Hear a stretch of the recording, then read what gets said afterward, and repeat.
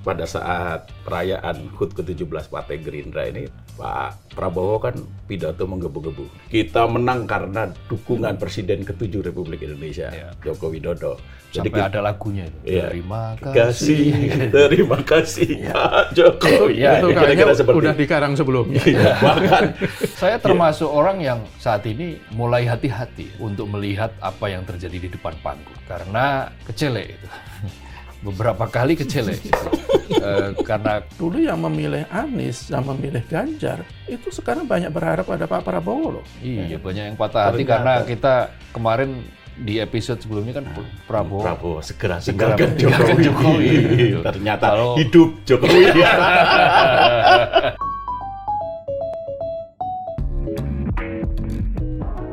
Halo Sobat Media Indonesia, salam sehat dan selalu semangat.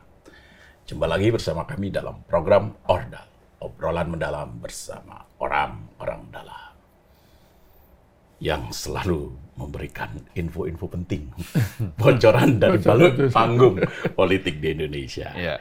Mas Abdul Qahar, ya, sehat Mas? Alhamdulillah sehat. Ada bocoran lagi? Ya, coba kita lihat aja nanti seperti apa. Ya, pokoknya banyak intinya yang mesti disampaikan ini. Iya, banyak yang patah hati ya. Iya, peristiwa-peristiwa di balik panggung ini. Iya, banyak yang patah hati karena kita kemarin di episode sebelumnya kan Prabowo segera tinggalkan Jokowi. Ternyata hidup Jokowi. Mas Jaka dulu lah. Oke. Mas Jaka Budi Santoso. Ya, siap Mas. Yang selalu memberikan perspektif kritis dari semua peristiwa politik di Indonesia. Siapa yang mau kita kritisi pada episode ini nih? Ya kalau mengkritisi orang pejabat lah, Pak Prabowo lah. Cocok, Pak Prabowo langsung. Ya, karena kan yang belakangan hari ini kan jadi pusat pembicaraan itu kan Pak Prabowo kan. Ya, apalagi ini sekarang sudah dicalonkan sama Partai Gerindra untuk Pilpres 2029. Luar biasa negara kita itu ya. Saya tanya Mas Kohar dulu atau Mas Jaka Jaka dulu dong. Nah, Mas Kohar dulu lah, barangkali ada bocoran. Terlalu dini nggak ini? Satu pertanyaannya. Apakah pencapresan itu terlalu dini atau tidak? Kedua, apakah itu sebagai langkah antisipasi untuk mengimbangi langkahnya Pak Wapres Gibran Rakabuming Raka yang sepertinya kan terlihat melangkah lebih cepat, melakukan segala sesuatu yang berdampak pada elektoral. Bagaimana, Mas? Kalau yang pertama, apakah terlalu dini? Di dalam politik itu segala kemungkinan harus dicoba. Di dalam politik praktis di Indonesia apalagi. Jadi tidak ada yang namanya terlalu dini, tidak ada yang namanya GG Mongso, kira-kira begitu ya. GG Mongso itu terlalu dini juga artinya kan. Tetapi bagi kebiasaan demokrasi di negara-negara yang demokrasi sudah mapan, ya boleh disebut sebagai terlalu dini. Tapi mereka yang menyebut terlalu dini pasti menganggap bahwa baru juga 100 hari. Jalan 4 bulan 100 hari lebih lah ya. 4 bulan, baru 4 bulan. Kok sudah bicara tentang 2029? Nah, atau jangan-jangan sebelum maju menjadi presiden, sebetulnya sudah ada rencana untuk 2 periode. Itu bisa jadi. Dan menurut kabar dari berbagai pihak, itu memang ada yang menyebut-nyebut bahwa memang ada kemungkinan besar bahwa Pak Prabowo ini akan 2 periode. Ya, salah satunya adalah yang mengatakan bahwa syarat kalau kamu mau didukung untuk maju menjadi kepala daerah itu ada yang bilang bahwa harus tanda tangan untuk mendukung 2 periode. Nah, ini adalah syarat yang bisa jadi suatu syarat politik awal atau memang ini sudah dirancang. Nah, itu kita akan lihat hari-hari ke depan seperti apa. Cuma kan kemudian problemnya, setelah bicara terlalu dini ini atau tidak terlalu dini, problemnya ada putusan Mahkamah Konstitusi yang menyebabkan konfigurasi politik itu berubah total. Yang menyebabkan percaturan politik itu menjadi serba tidak pasti. Apa itu? Dihapuskannya presidential threshold 20%. 20% itu dihapus. Berapa persen pun pokoknya dihapus. Jadi presidential threshold itu 0%. Partai politik yang lolos pemilu, yang ikut pemilu, dia juga sekaligus berhak mencalonkan pasangan presiden dan wakil presiden. Itu apabila kita merujuk pada putusan terakhir dari Mahkamah Konstitusi setelah di judicial review sampai berapa belas ya? 12 kali kalau nggak salah. Sampai 12 kali. Sementara ke-13-nya dikabulkan, yaitu presidensial threshold 0%. Itu artinya apa? Nggak usah partai yang masuk parlemen. Asal dia bisa ikut pemilu, maka dia punya hak. Dia bisa mengangkat sosok tokohnya menjadi capres, cawapres di pemilu 2029. Ini yang tidak diantisipasi, ini yang mengagetkan bagi beberapa pihak, ya terutama tentu saja juga partainya Pak Prabowo, Partai Gerindra, yang akhirnya harus mengalkulasi nih, bagaimana caranya supaya nanti di 2029 secara elektoral itu tetap tinggi dan calon tidak terlalu banyak. Nah, bagaimana caranya? Ya mengikat dengan apa? Dengan koalisi permanen. Nah, cara mengikat dengan koalisi permanen itu gimana? Ya buru-buru partai yang sekarang sedang berkuasa, yaitu Partai Gerindra, mencalonkan Pak Prabowo sebagai presiden. Nah, ini tujuannya untuk apa? Untuk mengunci calon-calon lain. Calon-calon lain atau partai-partai lain yang saat ini sudah menjadi bagian dari koalisi Indonesia Maju. Plus juga. Artinya kalau koalisi ini jadi satu, ya mau nggak mau kan direction koalisi kan ada di tangan Presiden Prabowo. Yeah. Nah, itulah yang berusaha untuk dikunci dengan dengan kesepakatan koalisi permanen itu. Nah, dengan koalisi permanen itu akhirnya ketika komandonya Gerindra mengatakan bahwa ingin mencalonkan kembali Pak Prabowo di 2029, maka satu-satunya kesempatan yang tadi bicara Gibran ya, Pak Pres, ya akhirnya dia harus sabar. Dia harus sabar atau setidak-tidaknya dia ya pasrah pada nasib bahwa takdir dia hanya menjadi wapres, bukan menjadi presiden. Nah, karena itu ya di 2029 nanti sepertinya akan berbeda jalan. Yang paling realistis ya adalah ya tetap menjadi wapresnya Pak Prabowo.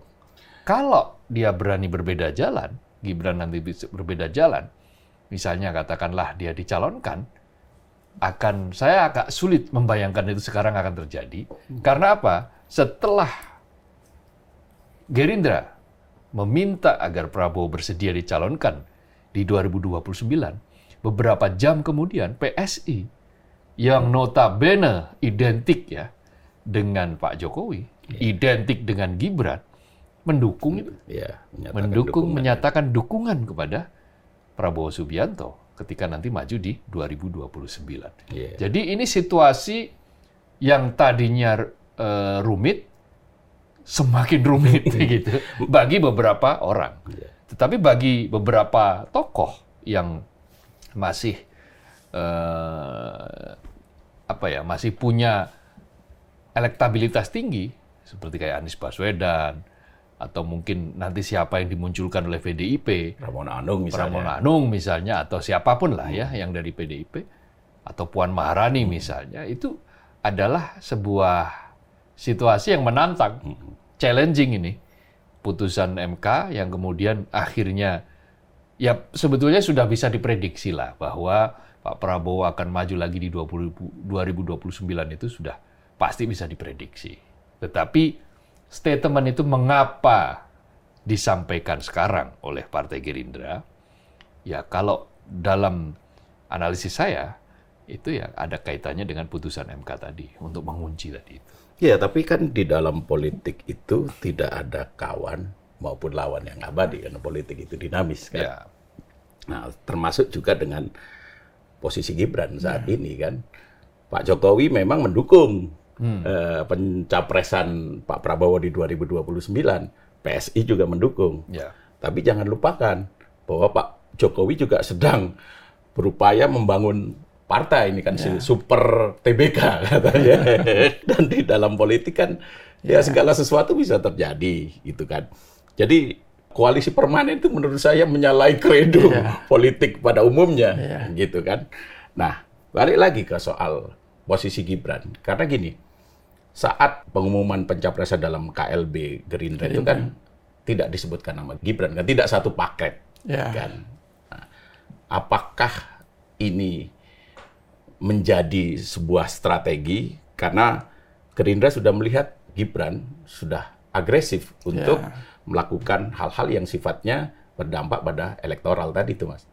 Ya sebenarnya kan begini, kan ini sebenarnya masih 5 tahun lagi ya, dan dinamika itu masih sangat dinamis. Jadi saya pikir tidak mungkin juga Gerindra kalau toh dia akan mencapreskan Pak Prabowo lagi, dia akan menguji cawapresnya. Saya pikir saya tidak. Dan petanya juga sudah berubah. Gibran tidak lagi semenentukan di 2024 ketika Pak Jokowi atau bapaknya itu betul-betul punya pengaruh yang luar biasa, punya kekuasaan yang sangat besar untuk membantu Pak Prabowo. Kalau nanti kan 2029 itu kuncinya di tangan Pak Prabowo sebagai presiden, sebagai pengendali segala sumber daya dan aparat negara. Jadi ya bandulnya di Pak Prabowo, siapapun yang dia inginkan yaitu terserah Pak Prabowo. Apakah Gibran nanti yang akan digandeng lagi, kok saya pikir masih perlu waktu ya, karena partai-partai politik yang bergabung nanti mendukung Pak Prabowo pasti dia juga punya permintaan kok. Siapa tahu ketua-ketua umumnya juga punya tawar-menawar untuk menjadi pendampingnya Pak Prabowo. Siapa tahu juga tokoh-tokoh yang menurut partai-partai politik itu dianggap lebih potensial juga diusung. Kalau Gibran menurut saya, ya Pak Jokowi itu kan tidak sekuat dulu lagi. Ketika 2024 mereka betul-betul punya jasa besar lah bagi penanganan Pak Prabowo. Tapi 2029 saya pikir pengaruhnya akan menurun cukup drastis. Dan kuncinya ada di Pak Prabowo. Kalau kemudian nanti Pak Prabowo tidak akan memilih Gibran, menurut saya kok dari hitung-hitungan politik juga masuk juga. Karena sekali lagi, Gibran juga tidak lagi terlalu dibutuhkan dalam tanda kutip. Masih ada calon-calon lain yang menurut saya lebih potensial untuk mendampingi Pak Prabowo. Bahkan bukan tidak mungkin nanti itu siapa tahu akan menggandeng Anies Baswedan, Pak Prabowo, untuk kemudian dipersiapkan setelah 2029. Dengan catatan Anies tidak maju lagi menjadi capres. Jadi segala kemungkinan masih bisa terjadi, dan yang pasti kita tunggu 5 tahun lagi sebenarnya. Terlalu dini lah, baru 100 hari lebih. Dan ini sekali lagi mengkonfirmasi ya perbedaan antara negarawan dan politik kan. Kalau pemikir kebangsaan Yudi Latif itu kan negarawan itu adalah tokoh yang rela memberikan jiwa raganya untuk negara. Tetapi kali politikus adalah mereka yang mencari atau mengambil dari negara untuk kepentingan jiwa dan raganya. Jadi ini jelas bahwa politik itu bagi para politikus itu ya semata-mata kekuasaan. Dia tidak berpikir panjang, tidak berpikir untuk generasi mendatang, tetapi pemikirannya sumbu pendek. 5 tahunan, kalau sekarang 10 tahunan. Karena 2029 juga katanya akan dicalonkan lagi. Jadi saya juga tidak habis pikir ketika negara itu baru saja dibuat gaduh, misalnya antri gas melon, rakyat menjerit di mana-mana, gas melon susah dicari, antrian panjang terjadi di mana-mana yang sudah sekian lama tidak pernah terjadi. Kemudian juga pagar laut juga sampai sekarang belum jelas penyelesaiannya seperti apa, dan malah naga-naganya itu hanya akan menyentuh orang-orang level-level bawah. Mastermind-nya saya yakin tidak akan tersentuh. Kemudian juga soal korupsi yang masih merajalela, belum ada upaya yang sangat serius bagaimana mengatasi korupsi, tetapi kok sudah memikirkan kekuasaan lagi. Jadi memang kekuasaan itu nagih. Ya, jadi Iya. memang kekuasaan itu candu yang Ya, memabukkan. candu. Iya, memabukkan. Dan kok saya juga menyayangkan Pak Prabowo, belum apa-apa kok sudah merasa punya ambisi untuk kembali memperpanjang kekuasaan. Bukan Pak Prabowo. Ya, tapi Iya, Pak Prabowo pasti. kan dia bilang kan yang mencalonkan kan Partainya. partainya, tapi saya pikir Pak Prabowo juga gayung bersambut lah. Kan nggak mungkin juga tidak diketahui Nah, oleh Pak iya, Prabowo. makanya meskipun Pak Prabowo kan bilang begini, Iya. kalau saya gagal Gagal Ya. memimpin Malu. rakyat.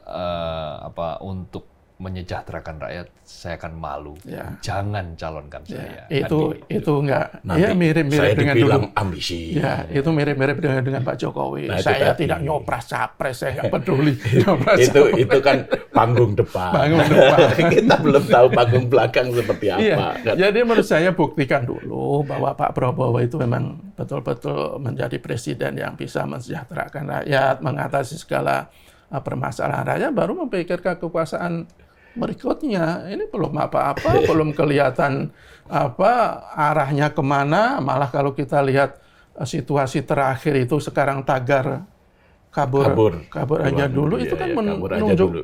menunjukkan kegelisahan luar biasa di kalangan anak muda. Nah, itu sebenarnya harusnya menjadi fokus para pengelola negara, termasuk para elit-elit partai politik ini. Iya, dan Jangan hanya memikirkan kekuasaan. Kekuasaan itu saya pikir akan datang ketika mereka memberikan kontribusi luar biasa kepada rakyat kok. iya, jadi modal besar Pak Prabowo untuk melanjutkan kekuasaannya itu bagaimana beliau melaksanakan janji-janjinya Iya. kan, menunaikan tanggung jawabnya sebagai presiden. Betul. Nah, itu akan menjadi modal besar Pak Prabowo untuk dipilih kembali. PR-PR yang selama ini belum dikerjakan. Ya karena ini kan baru 4 bulan Iya. berjalan.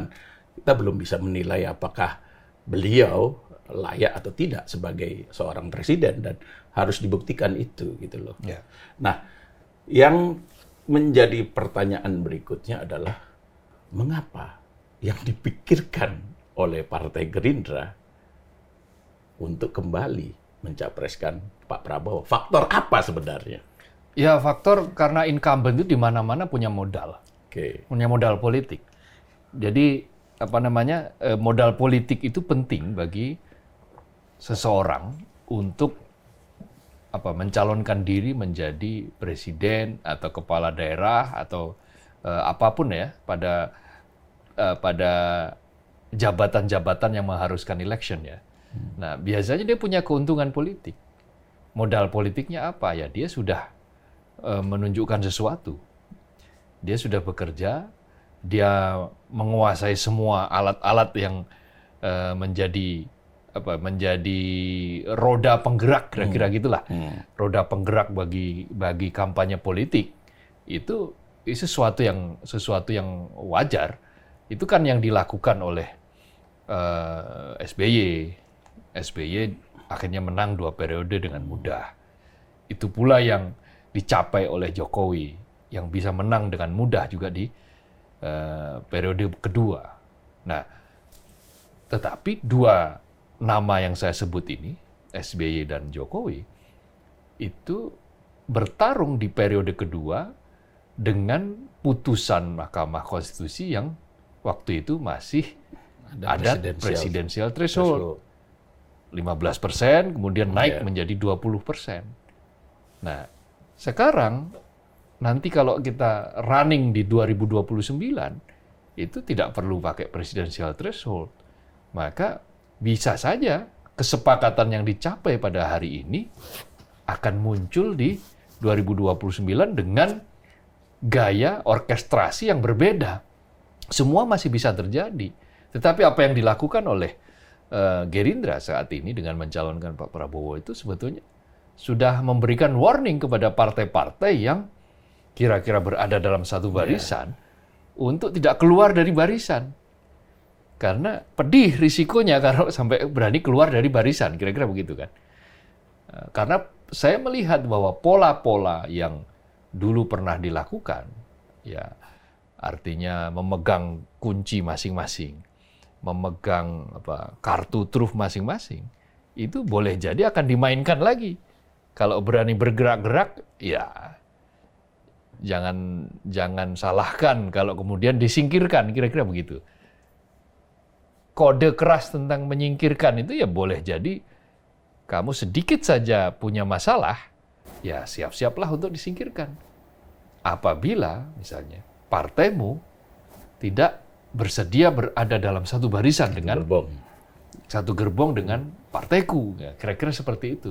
Jadi kekuatan mereka yang memiliki kekuasaan di Republik ini adalah kemampuan untuk mengendalikan segala sumber daya ekonomi, sumber daya politik. Nah ini yang sebagian dikatakan sebagai modal, tetapi ini sebetulnya buruk bagi siapa? Bagi rakyat, bagi demokrasi. Yeah. Kenapa? Karena bukan rakyat lagi yang akhirnya menentukan. Ya elit, mereka yang punya sumber daya politik, punya sumber daya ekonomi, punya sumber daya logistik, dan punya sumber daya lain yang bisa dimanfaatkan untuk menjadikan seseorang itu bisa lagi memimpin untuk periode berikutnya. Nah, tetapi secara praktis politik, ini kan ya politik secara praktek itu kan tidak linier di negeri ini. Tidak selalu mereka yang dihujat di dunia maya itu terus akhirnya kalah gitu. Enggak, malah sebaliknya mungkin kan tidak selamanya yang menyewa buzzer itu kemudian kalah gitu kan. Malah sebaliknya bisa sukses. Itu yang tadi saya katakan sebagai menguasai sumber dana, menguasai sumber daya, menguasai logistik ya, termasuk bisa menggerakkan para buzzer misalnya untuk memengaruhi, untuk memberikan pandangan sebaliknya, narasi yang berbeda daripada yang disampaikan oleh kelompok kritis. Bahkan katakanlah misalnya, tentu kita tidak berharap itu ya, negara atau kondisi negeri ini kemudian porak-poranda misalnya. Kita tentu saja sangat tidak berharap itu. Itu belum tentu kalah loh, capresnya.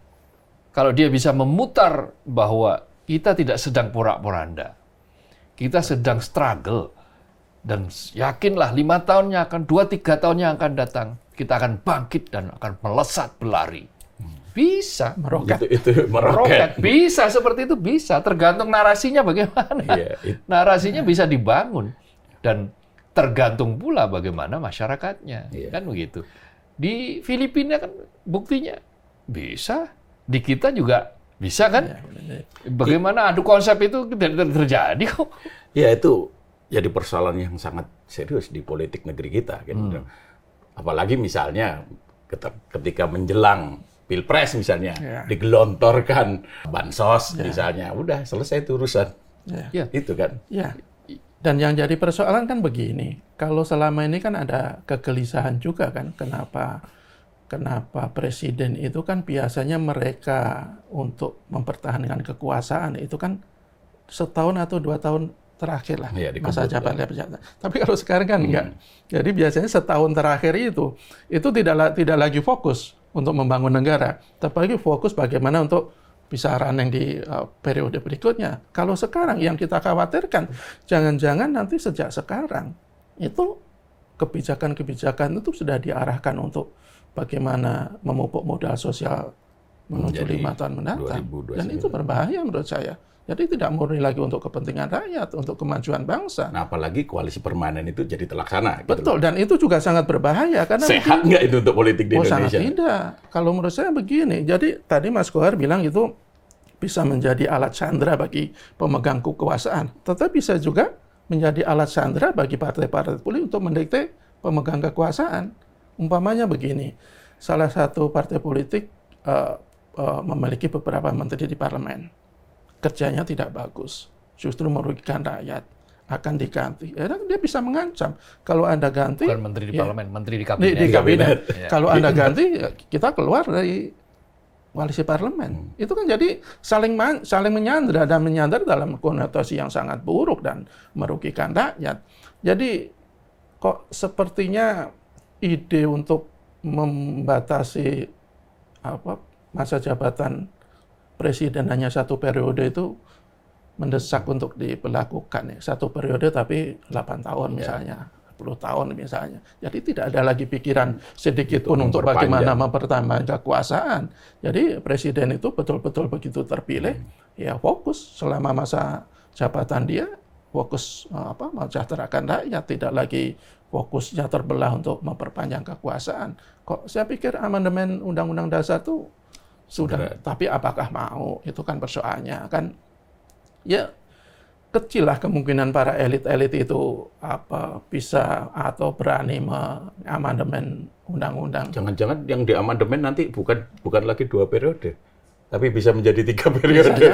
Bisa jadi, apalagi kalau nanti koalisi permanen itu terbentuk, hanya menyisakan 1 partai politik di parlemen, ya kan? Iya, sebagai oposisi. Sekarang koalisi pendukung Pak Prabowo ini kan 80% lebih. Betul. Jadi ya tinggal menyesuaikan PDIP bisa jadi. Kalau kita lihat gelagat-gelagatnya, mudah-mudahan tidak. Tetapi segala kemungkinan itu kan bisa terjadi. Apalagi ya nada-nadanya kok ya sudah sangat haus kekuasaan. Jadi kalau di media sosial itu kan rame juga kan. Jadi pertanyaan yang kembali mengemuka.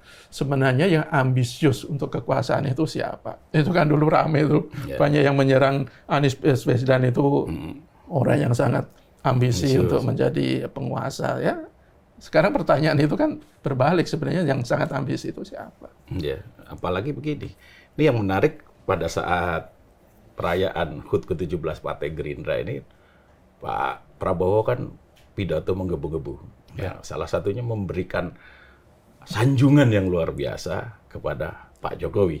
Ya. Ya kan, dan Bu Mega juga. Dan Bu Mega juga. Nah, tetapi yang disampaikan secara khusus bahwa Pak Jokowi ini adalah guru politiknya kan. Kita menang karena dukungan Presiden ke-7 Republik Indonesia, Joko Widodo. Jadi ada lagunya itu. Ya, terima kasih Pak Jokowi. Itu kayaknya udah dikarang sebelumnya. Bahkan dia memekikkan gitu kan slogan kalimat ya, hidup Pak Jokowi. Ini kan agak berbeda dengan prediksi kita pada 3 episode yang lalu. Belum tentu juga. Belum tentu di balik panggungnya. Belum tentu juga. Iya. Saya termasuk orang yang saat ini mulai hati-hati ya untuk melihat apa yang terjadi di depan panggung. Karena kecelek itu. Beberapa kali kecelek itu. Karena kita melihat di depan panggung seperti itu, ternyata banyak yang berbeda. Atau banyak yang kemudian sebaliknya.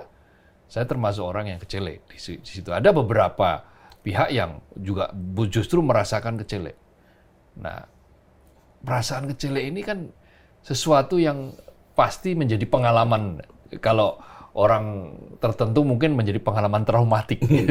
Pengalaman traumatik untuk linier mempercayai bahwa yang terjadi di depan panggung itulah yang sesungguhnya. Karena saya melihat bahwa apa yang terjadi di depan panggung ini memang ya harus begitu. Kan tidak mungkin Pak Prabowo tidak memuji Pak Jokowi. Karena Pak Jokowi datang di situ kan. Tidak mungkin. Nah, ya bisa kita balik logikanya. Nah, kurang akrab apa Pak Jokowi dengan beberapa pentolan partai politik dengan Ibu Mega. Waktu itu. Waktu 2 periode itu. Kurang akrab apa? Tapi kemudian di belakangnya berbeda kan? Ada perbedaan sikap kan? Ada antara apa yang disampaikan dengan tindakan selanjutnya kan berbeda itu. Nah, misalnya dulu pernah mengatakan, ya katakanlah misalnya dulu ada produk mobil SMK. Ya, SMK. Yang kemudian yang pesan sudah 6.000. Yang sudah ada pesan 6.000. Kalau Mas Tom mau pesan, Mas Tom masih mau pesan ini harus nunggu ini berapa tahun. Sampai sekarang ada berapa mobil itu? Nggak pernah terwujud. Itu rekaman yang abadi itu sampai ke apapun. Nah, dari sejak digital ya tadi sempat dikatakan misalnya copras capres. Tapi itu tidak berpengaruh apa-apa pada bilang bahwa politik di kita. Anak saya tidak akan menjadi pejabat. Ya, lebih memilih menjadi lebih senang pengusaha. berusaha tukang martabak. Yang satu jualan pisang. Yang satu jualan pisang, yang satu jualan martabak. Itu juga ternyata panggung belakangnya berbeda. Karena kita saksikan yang jual martabak malah sudah jadi wakil presiden. Yang jual pisang masih sudah jadi ketua umum partai. Kan gitu. Lalu ada lagi statement banyak yang statement mengatakan bahwa mau cari lahan di mana? Sekian ribu hektar, butuh sekian hektar, saya carikan, nah, misalnya. Itu kan bertolak belakang pada suatu saat mengatakan bahwa kita ini tidak boleh merusak lingkungan. Kita ini tidak boleh sembarangan menebangi pohon. Kita harus melindungi ekonomi dan seterusnya dan seterusnya. Jadi soal IKN lagi. Ada satu lagi tuh. Dulu diajak nggak mau. Bapak dulu diajak nggak mau. Sekarang setelah ini minta-minta, Pak, kok saya tidak diajak. Dari Singapura udah ada berapa ratus investor. 20. ya, Itu rame juga. Ya, 100 lebih. sekarang kesulitan kan? Uni Emirat Arab, Dubai. Sekarang kesulitan untuk mewujudkan IKN. Jadi terlalu banyak panggung depan yang indah-indah itu, ternyata di panggung belakangnya banyak yang kemudian keropos, kosong. Nah, yang saya khawatirkan, bukan saya khawatirkan, yang saya yakini sampai saat ini, meskipun diteriakkan hidup Jokowi dan seterusnya, jangan-jangan ada skenario lain di balik itu. Karena berdasarkan apa yang pernah saya dengar, apa yang pernah saya saksikan, apa yang pernah saya lihat, masih ada pihak-pihak inner circle ini yang sebetulnya berharap bahwa betul-betul Pak Prabowo itu, kalau meminjam istilahnya Mas Jaka, menjadi presiden yang seutuhnya. Kan? Seutuhnya. Menjadi presiden yang tidak terpengaruh pada yang lain. Jadi bahwa konsumsi panggung depannya itu seperti itu, ya. Tetapi kalau itu nanti terlalu sering disampaikan, ya bukan tidak mungkin akan menggerus elektabilitas. Bisa dua hal sih. Kalau Mas Har tadi kan nggak percaya itu menggerus elektabilitas, buktinya makin tinggi karena faktor. Tapi kan begini, Pak Jokowi ini kan nggak punya partai politik. Saat ini. Setidak-tidaknya sampai detik ini. Dengan analisis tidak punya partai politik, maka akan sulit rasanya untuk membuat manuver-manuver politik yang membutuhkan kekuatan mesin partai. Sementara Pak Prabowo kan ketua umum partai, terpilih lagi, malah dilanjutkan lagi. Nah, dengan relasi yang seperti itu, susah rasanya apabila dengan tidak punya partai politik, kemudian tidak terkoneksi secara spesifik, kecuali menantunya resmi masuk Gerindra. Sementara anaknya ketua umum PSI, yang secara elektoral kan tidak masuk parlemen, masih terlalu kecil lah. Nah, agak terlalu berat untuk melawan PDIP sendirian kan, tanpa ada bantuan dari katakanlah Gerindra. Nah, dengan cara-cara seperti itu, potensi untuk bersimpang jalan masih ada. Saya masih melihat bahwa benih-benih atau tanda-tanda bahwa ini akan bersimpang jalan, yang paling kelihatan sekarang adalah dari prioritas terhadap IKN. Nah, kalau kita saksikan kan IKN sekarang kan bahkan orang lagi berbicara tentang IKN yang berpotensi untuk mangkrak, dan meskipun itu tidak diharapkan, kemudian anggarannya diblokir untuk sementara, meskipun untuk sementara, tetapi itu semua sebetulnya adalah tanda-tanda bahwa IKN sepertinya tidak akan jadi prioritas. Saya tidak melihat bahwa Agustus ini nanti misalnya akan ada upacara di sana, atau kalaupun ada upacara mungkin tidak seheboh yang kemarin-kemarin, atau ada yang menggambarkan tangga di mana? Tangga di IKN itu, tangga di IKN itu, itu legasinya memang legasi khusus untuk Pak Jokowi. Mungkin karena lincah gitu kan, badannya kurus, lincah, sehingga naik tangga berapapun dia nggak ngos-ngosan. Tapi kalau itu digunakan untuk Pak Prabowo dalam kondisi yang sekarang, pasti akan kepayahan. Nah, siapa yang kemudian cocok naiki tangga yang lebih muda? Ya wapresnya mungkin itu kan. Untuk naik ke situ, jadi mungkin ada usulan wapres di sana saja misalnya. Ada yang mengusulkan seperti itu. Nah, saya melihat bahwa itu masih menjadi bagian dari pembicaraan ya setidaknya saat ini, bahwa kok masih ada tanda-tanda, meskipun tanda-tanda itu termasuk sumir. Ya. Kemudian disebutkan pula oleh Presiden bahwa nampaknya Presiden risau ada pihak-pihak yang mencoba untuk memisahkannya dengan Pak Jokowi. Gitu. Nah, itu mereka-mereka yang mencoba untuk memisahkan ini, yang kemudian merisaukan Pak Prabowo saat ini, itu sebetulnya kalau dalam kaca pandang politik, barangkali ini 100 hari belum cukup untuk memupuk kepercayaan diri seorang presiden. 100 hari belum cukup. Itulah kenapa sepertinya belum saatnya saat ini. Karena sampai menunggu kapan? Ya sampai menunggu kepercayaan dirinya betul-betul terpupuk. Saat ini kan konsolidasinya sepertinya belum terlalu solid, belum terlalu kuat. Masih ada celah-celah yang barangkali masih harus ditutup. Sehingga masih butuh waktu kayaknya. Nah, tetapi cepat atau lambat, kok saya melihat bahwa akan ada pandangan yang nantinya situasi-situasi objektif yang membuat memang Pak Prabowo ini harus menjadi presiden seutuhnya. Ya, tapi memang sejarah politik di Indonesia ini selalu ada pihak-pihak yang meninggalkan presiden yang sedang memerintah, gitu loh. Ya contoh waktu Ibu Mega, waktu itu Pak SBY meninggalkan beliau, terus kemudian dilanjutkan oleh Pak Jokowi yang meninggalkan partainya, ya kan. Nah, yang ingin saya tanyakan adalah lagi-lagi soal kebersamaan Pak Prabowo dengan Pak Jokowi. Ini kan Mas Jaka kalau nggak salah menulis juga kan di podium, ogah berpisah. Jokowi, Pak Prabowo ogah berpisah.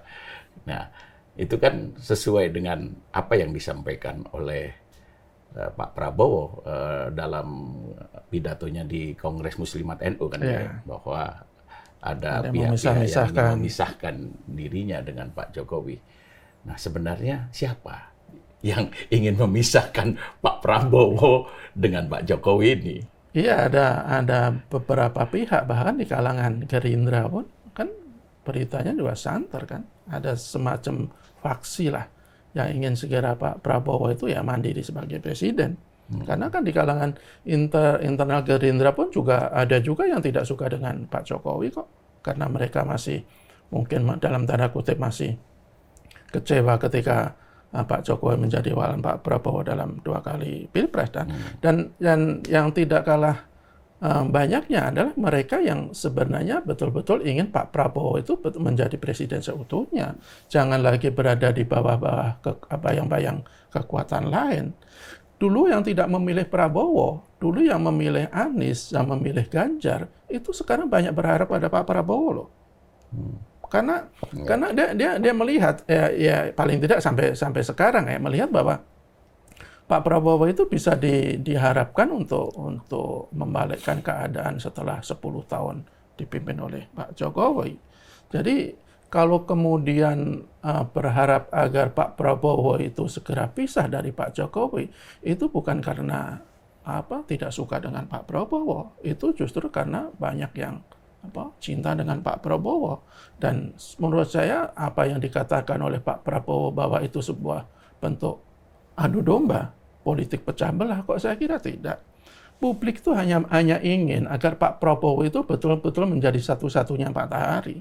Jangan ada matahari kembar, sehingga dia bisa mewujudkan visi misinya, merealisasikan cita-citanya dengan leluasa, tanpa ada hambatan-hambatan dari kekuatan-kekuatan lain atau intervensi dari kekuatan lain. Itu aja sebenarnya yang diharapkan oleh publik yang ingin agar Pak Prabowo itu segera pisah dari Pak Jokowi. Tetapi kok saya melihat harapan itu masih makin, setidaknya sampai sekarang makin jauh dari kenyataan. Ya.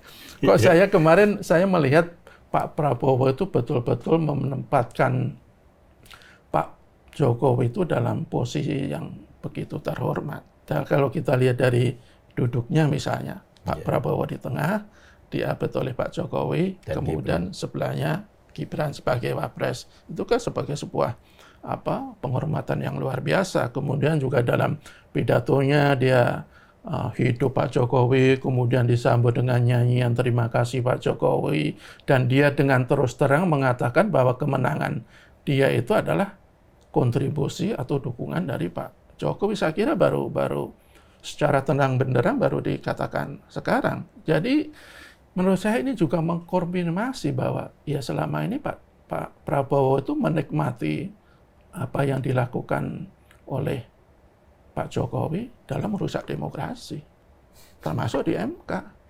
Dan tapi begini, sebenarnya balik lagi ya, supaya kita lebih netral lagi.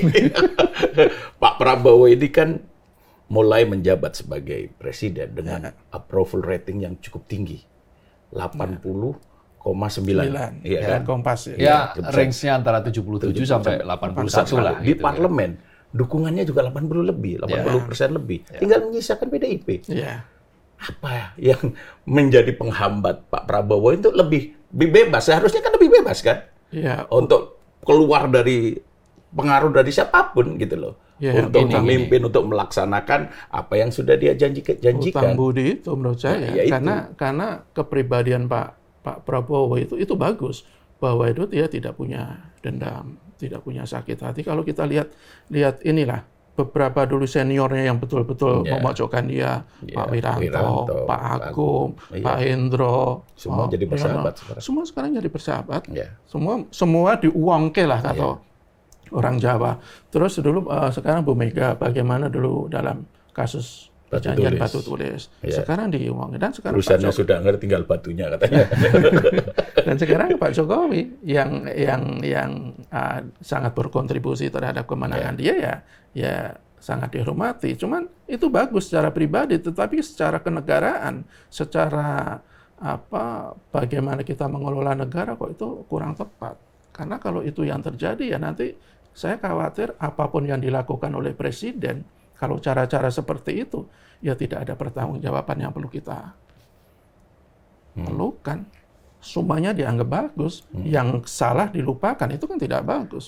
Kalau yang salah harusnya juga harus ada pertanggungjawabkan. Apalagi kalau ada kesalahan itu sangat besar, seperti ada dugaan korupsi, perusakan konstitusi, penyalahgunaan kewenangan, itu kan harus dipertanggungjawabkan. Tidak bisa dilupakan begitu saja sebagai konsekuensi kita menghormati pemimpin sebelumnya. Saya kira tidak seperti itu untuk demokrasi yang bagus. Kalau saya punya udah nggak sabar.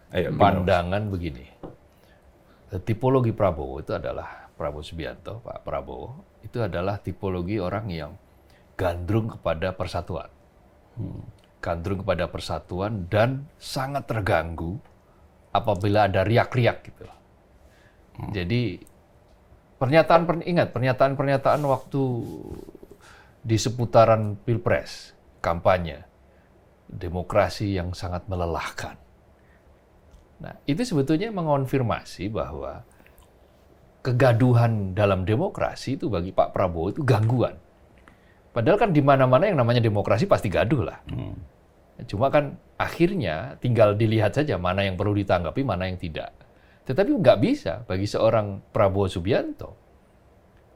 Ada kegaduhan, ada sesuatu yang berbeda, itu sangat-sangat mengganggu, dan bagi Pak Prabowo itu dianggap sebagai sebuah hambatan untuk membangun atau membuat soliditas gitu loh. Padahal kan tidak selamanya seperti itu. Itulah mengapa ketika misalnya ada kasus pagar laut, Pak Prabowo langsung perintahkan cabut itu pagar laut. Ketika ada kisruh soal gas melon, kembalikan pada pengecer. Itu kenapa? Karena memang tujuannya untuk membuat tenang dulu, agar situasinya tidak gaduh. Ketika ada isu PPN, lalu kemudian sudah PPN hanya berlaku bagi barang mewah.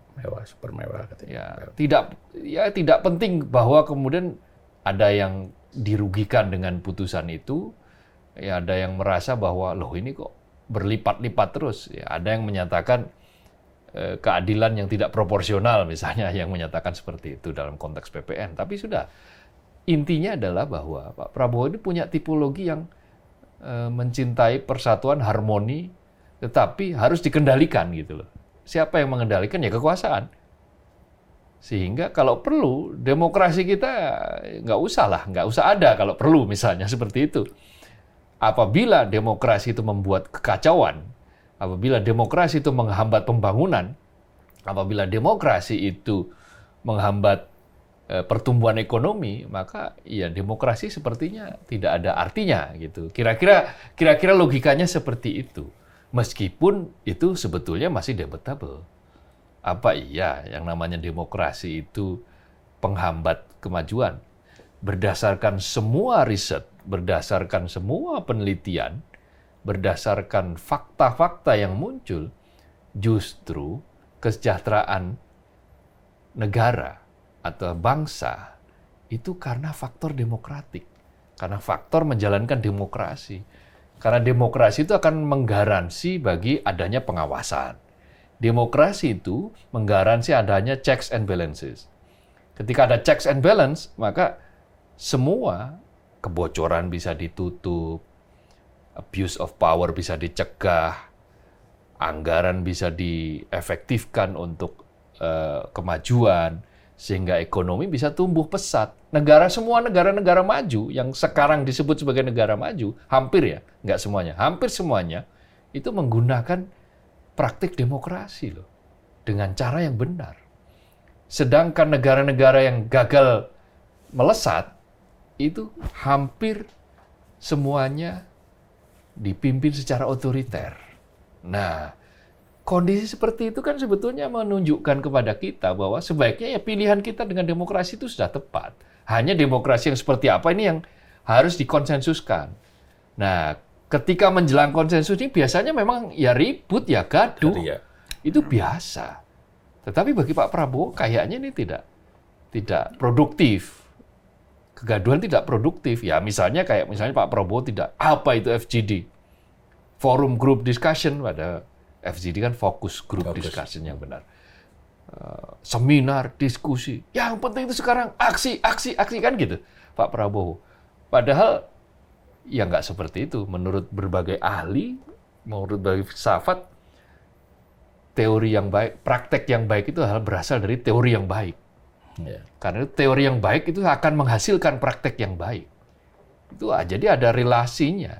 Nah, konsep, teori, perencanaan itu harus bagaimana? Harus diperbincangkan, harus diadu, harus diperdebatkan. Dengan apa ya? FGD, diskusi, seminar. Yang penting tujuannya. Kalau diskusi, FGD, seminar tujuannya untuk proyek ya, itu menghambur-hamburkan uang. Tetapi kalau memang betul-betul untuk merencanakan sebuah proses yang nanti untuk bangsa ini bisa menjadi ke atas, ya itu benar. Nah, dengan kondisi Pak Prabowo yang sepertinya tidak terlalu menyukai gaduhan itu, maka saya melihat, saya menduga, sepertinya Pak Prabowo mulai terganggu ketika, ini dugaan saya, Pak Jokowi mungkin bertanya pada Pak Prabowo, Pak Prabowo apa iya Pak Prabowo sekarang ini merasa bahwa ada matahari kembar? Apa iya bahwa saya tidak berkontribusi terhadap Pak Prabowo? Kira-kira seperti itulah bahasa lugasnya.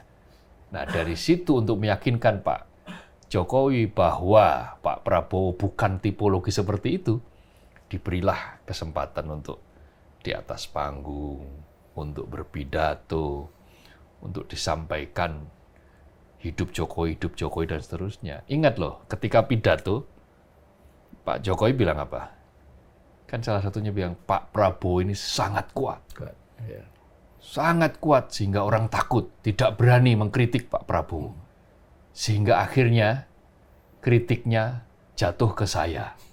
Saya yang disebut cawe-cawe. Dan itu, Pak Jokowi kan orang Jawa. Ya. Kita kan tahu kita harus membaca tanda-tanda ini. Ini sulitnya dengan orang Jawa kan begitu, kita harus terlalu banyak tanda-tanda. Ya. Sanepo, pasemon, dan seterusnya. Itu sebetulnya tanda-tanda. Saya melihat ada ruang-ruang kegelisahan Pak Jokowi saat ini ketika kok sekarang saya yang menjadi sasaran? Ketika ada krisis fiskal. Karena apa? Karena harus membayar utang. Dan bunga utang jatuh tempo sebesar 1.300 triliun. Di refernya kok ke saya, gitu, ke Pak Jokowi. Nah, meskipun sebetulnya kan kontribusinya ya peninggalan Pak Jokowi, tapi juga bukan hanya Pak Jokowi. Tapi kan ada hasilnya juga, jalan tol dan seterusnya. Tapi memang ada infrastruktur yang terlalu agresif ya, yang sebetulnya dipaksakan misalnya. Itu ya ada. Orang-orang kan kemudian menggugat kereta cepat, menggugat IKN ya, terutama itu kan. Beberapa bandara yang akhirnya nggak jalan, Kertajati jalan sebentar, kemudian sekarang juga agak sepi lagi. Purbalingga ada bandara yang mati malahan. Bandara kecil itu kan pada mati. Nah, ini semua kan dengan meninggalkan krisis fiskal. Nah, yang terjadi saat ini. Maka saya yang jadi tumpuan, kira-kira begitu kan? Nah, itu dibahasakan dengan bahasa yang seolah-olah netral, seolah-olah memuji, padahal sebetulnya ingat loh bahwa kalau ada apa-apa saya sudah siap menjadi bempernya. Karena itu yang paling penting adalah kamu jangan pisah dengan saya. Bisa saja, bisa seperti itu, meskipun bisa juga tidak. Tetapi bahwa satu, Pak Prabowo itu pinginnya harmoni dan tidak suka gaduh. Lalu yang kedua, kalau Pak Jokowi itu kemudian ditinggalkan nanti ada potensial pengikut-pengikutnya kan masih banyak. Orang yang mencintai dalam tanda kutip yang Jokowi mania juga masih banyak. Nah, jadi dengan realitas politik seperti itu tadi yang saya lihat bahwa Pak Prabowo masih butuh waktu untuk betul-betul punya kepercayaan diri untuk betul-betul ya berdiri ya begini, nggak apa-apa. Orang memberikan saran boleh, Pak Jokowi memberikan saran boleh, tetapi saya yang akan betul-betul memutuskan dalam berbagai hal. Gitu. Soal Pak Prabowo yang tidak menginginkan kegaduhan itu apakah juga menjadi salah satu sebab kenapa pagar laut ini setelah selesai dicabut, akhirnya sudah tidak ada lagi gaungnya gitu loh. Ya itu yang prosesnya juga, saya lihat juga tidak terlihat proses hukumnya. Itu kan yang dikhawatirkan publik, termasuk saya lah katakanlah gitu kan. Jadi ketika Pak Prabowo itu diduga masih ada kekuatan lain yang gondeli dia, ya kita khawatir tidak akan tuntas apa yang dia lakukan. Bukan tidak, belum. Ya sampai sekarang ya kalau dia terus merasa digondeli, merasa masih punya utang bukti kepada kekuatan-kekuatan lain, saya bisa katakan tidak, bukannya belum lagi, tidak akan tuntas kalau masih ada kekuatan lain yang ini. Baru 4 bulan. Ya, makanya begitu dia lepas dari gondelan kekuatan lain itu baru bisa tuntas kalau menurut saya. Makanya saya tadi bilang butuh waktu. Ya. Nah, untuk lepas gondelan itu ternyata tidak semudah membalik telapak tangan. Ya, makanya ya yang pasti kan rakyat berharap agar Pak Prabowo itu ya jadilah presiden yang garang di podium tapi juga garang di lapangan lah. Jangan kayak sekarang yang ramai sekali di media sosial kan. Itu kan banyak sekali sekarang yang mulai menyerang Pak Prabowo. Selama ini sangat jarang loh yang mengkritisi Pak Prabowo, menyerang Pak Prabowo. Nanti belakangan sudah mulai marah bahwa cuman omon-omon, cuman garang di podium tetapi loyo di lapangan, macan di kucing di depan. Macan menjadi kucing di depan yang lain. Jadi saya pikir hal-hal seperti ini harus menjadi perhatian juga bagi Pak Prabowo. Betul bahwa secara politik, secara kekuatan di parlemen itu sangat kuat Pak Prabowo. Tetapi kalau banyak juga rakyat yang tidak sepakat dengan dia kan menjadi duri dalam daging juga bagi sebuah kepemimpinan. Dan sebenarnya keinginan rakyat itu simpel kok. Korupsi misalnya, kan berkali-kali Pak Prabowo kemarin juga dia bilang kan jangan kira saya gentar melawan memberantas korupsi. Tapi yang ditunggu itu rakyat hasilnya itu apa? Sampai sekarang kan belum jelas. Apa coba? Apa yang dilakukan, langkah konkret yang sudah dilakukan pemerintah sekarang? Nggak ada. Undang-undang perampasan aset sampai sekarang juga masih mandek di parlemen. Padahal kalau mau nih ya, dia menguasai 80% kursi di DPR. Apa susahnya? Kalau memang dia punya komitmen untuk betul-betul memberantas korupsi. Ya, itu tergantung Bambang Pacul kan. Yang bukan tergantung. Kembali mengingatkan pada statementnya Bambang Pacul. Tergantung ketua umum partai. Tergantung Korea. Iya, jadi kemudian juga undang-undang KPK juga misalnya. Sampai sekarang juga KPK juga tidak jelas posisinya seperti apa. Ya kalau Pak Prabowo itu memang betul-betul garang untuk memberantas korupsi, ya revisi dong undang-undang KPK. Tidak ada susahnya kok sebenarnya kalau mau. Jadi ya kalau Pak Prabowo masih seperti ini, masih dalam tanda kutip itu masih belum menjadi presiden yang betul-betul satu-satunya matahari kembar kok. Ya situasi akan begini terus. Termasuk itu, jangan terlalu sering menyampaikan pernyataan-pernyataan yang sekadar isyarat gitu loh. Pernyataan misalnya akan segera menindak siapa yang bandel, yang double. Iya, akan saya cekek segala macam. Termasuk raja-raja kecil yang menghambat efisiensi. Itu kan saya pikir nggak produktif lah. Jangan sering-sering lagi curhat lah. Rakyat tuh lama-lama kalau sekali dua kali mungkin masih bisa dimaklumi, tapi setiap pidato kemudian curhat ini ngomong apa ini lama-lama kok ya langkah konkret saja. Juga dasmu. Itu udah nggak perlu lah. Boleh lah untuk sekedar guyon sekali-kali, tapi kalau berkali-kali kok over menurut saya. Gimana harapannya, Mas Kohar? Ya, saya masih melihat bahwa memupuk kepercayaan diri butuh waktu, dan kita lihat saja ini kan 4 bulan. Saya waktu itu kan melihat 6 bulan ya. Nah, 6 bulan seperti apa? Berarti 2 bulan lagi nanti kita akan lihat. Nah, nanti akan ada episode kita selanjutnya. Kalau saya masih melihat bahwa memang ada cara yang coba sekarang lagi dicari oleh Pak Prabowo untuk memupuk tadi itu sehingga dia menjadi presiden seutuhnya. Nah, di situ kan persoalannya dia berlomba dengan kesabaran. Berlomba kesabaran dengan kelompok kritis. Kalau rakyat mah tidak. Rakyat itu akan tergantung bagaimana, katakanlah misalnya begini. Kalau kemarin sampai soal gas melon itu tidak bisa diatasi segera, itu akan bisa menjadi ledakan. Misalnya seperti itu. Nah, tetapi kalau kelompok kritis, ini kan akan selalu mengaum setiap saat. Dan sekarang kan mulai muncul kelompok-kelompok yang mempertanyakan, kok gini sih, gitu kan. Ekspektasi saya kok masih terlalu tinggi. Di mana itu janji-janji itu? Nah, ada yang sabar menunggu 100 hari, cuma 100 hari, tapi setelah itu ya sudah sama saja. Ada yang tahan sampai 6 bulan. Setidak-tidaknya sebetulnya pantasnya 1 tahun. Mengevaluasi itu 1 tahun. Kalau 1 tahun itu ternyata jauh dari harapan, ya bolehlah kita membuat sebuah analisis yang lebih tajam tentang itu. Tetapi dalam tahun pertama, ketika kita masih meraba-raba, saya kira ya nggak ada salahnya kita menyaksikan, membeli kesabaran itu. Membeli kesabaran itu, tetapi mungkin setiap orang berbeda-beda. Mas Jaka termasuk yang kesabarannya 100 hari barangkali kan. Setipis tisu. Setipis kulit bawang. Dalam kesabaran politik. Sementara saya mungkin masuk kategori kesabaran revolusioner. Moderat. Yang moderat lah. Yang saya melihat mungkin 1 tahun ya. 1 tahun sebagai sebuah... Naik kemarin 6 bulan sekarang. Ya, 6 bulan itu untuk melihat beberapa poin yang kemarin dipidatokan.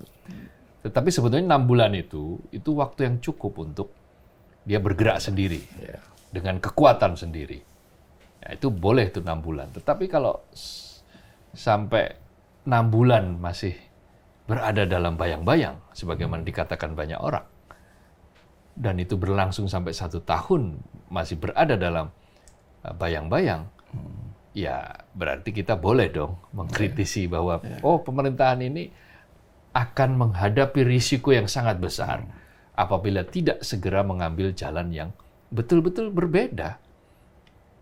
Mengapa jalan yang berbeda ini? Karena begini, karena melihat bahwa pemerintahan 10 tahun kemarin itu ada beberapa hal yang harus dikoreksi, yang jangan sampai dilanjutkan.